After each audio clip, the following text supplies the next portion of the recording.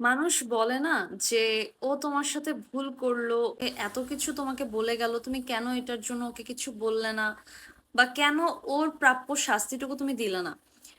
আসলে দুনিয়াতে revenge of nature বলে একটা কথা আছে। আল্লাহ তালা আমাদের সবসময় বলে যে তোমরা মাফ করে দাও, যে যতই ভুল করুক না কেন বলে না যে মাফ করে দেওয়া উচিত, কারণ স্বয়ং আল্লাহ তালা নিজেও বান্দাকে মাফ করে দেয়, সেখানে আমরা তো মানুষ।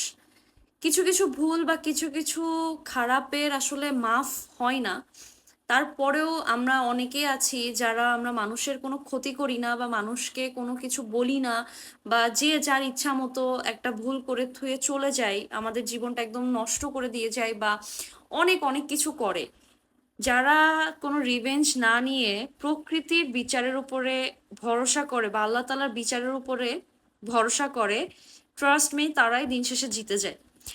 এমন কোনো মানুষ নাই যে আল্লাহ তাআলার বিচারের অপেক্ষা করছে অ্যান্ড সে হেরে গেছে, এমন টোটালি কোনো মানুষ নাই।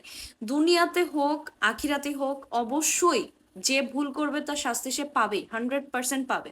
সো এই জন্য না, দেখবা যে যখন তুমি কোনো কিছুতে ছাড় দিচ্ছ বা কোনো কিছু, মানুষ তোমার দুর্বলতা ভেবে তোমাকে দিনের পর দিন কষ্ট দিয়েই যাচ্ছে, তোমাকে আঘাত করেই যাচ্ছে, বা তোমার দুর্বল জায়গাটাকে আরো বেশি দুর্বল করতেছে, বা ওই জায়গাটাতে তোমাকে ব্যথা দিয়েই যাচ্ছে, তুমি কষ্ট পাবা কষ্ট পাবা কষ্ট পাবা, কিন্তু একটা সময় যে সয়ে যাবে।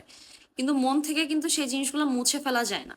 অ্যান্ড মন থেকে মুছে না ফেলার কারণে ওইটা কিন্তু মনে একটা, মানে থাকে না, রুহের হাই বলে একটা কথা থাকে, ওইটা থেকেই যায়।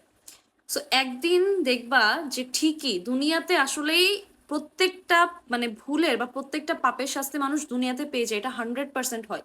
এবং যখন পাই না, তখন তোমার চোখের সামনেই মানুষ সেই ভুলের শাস্তিটা পাবে, 100% পাবে। এবং যখন যে ভুলের শাস্তিটা পাবে, তখন তুমি নিজেই বুঝতে পারবা যে হ্যাঁ, আল্লাহ তালা তাকে ওই ভুলের জন্যই এই শাস্তিটা দিছে।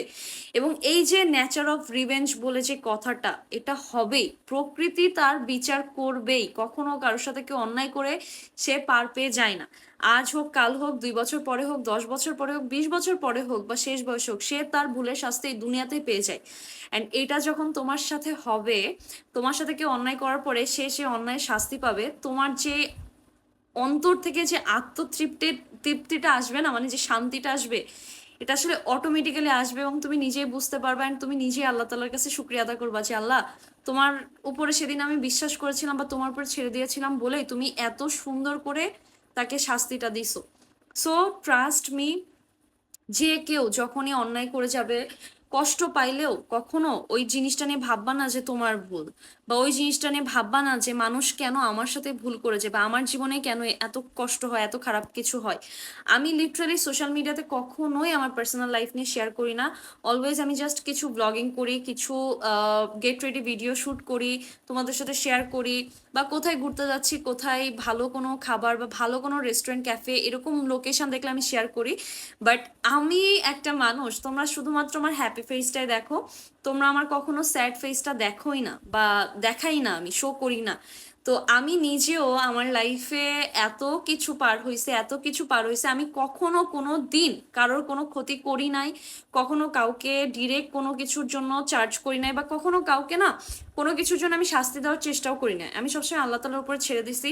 অ্যান্ড আল্লাহ যখন আমার চোখের সামনে প্রত্যেকটা মানুষের সেই অন্যায়ের শাস্তিগুলো দেয় না, আমি আমি আসলে মন থেকে এত শান্তি পাই যে হ্যাঁ, মানুষগুলো অন্যায় করে আমার সাথে অন্যায় করলেও তারা তাদের শাস্তি পাইছে। অ্যান্ড এইটাই হচ্ছে তোমার জিতে যাওয়া দুনিয়াতে।